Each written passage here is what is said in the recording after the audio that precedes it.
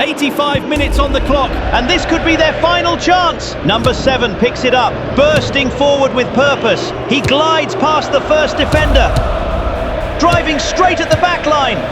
The defender is closing in. Oh! He's clipped as he strikes the ball. The shot crashes against the post, and number 7 is down in agony after the challenge. Sometimes, life changes in a single moment.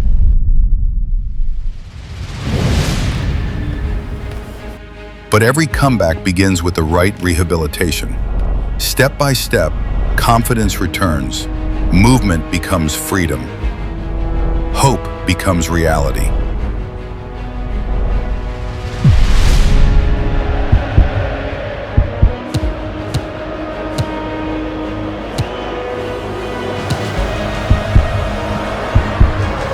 The real goal of rehabilitation isn't just helping patients walk again, it's getting them back to life.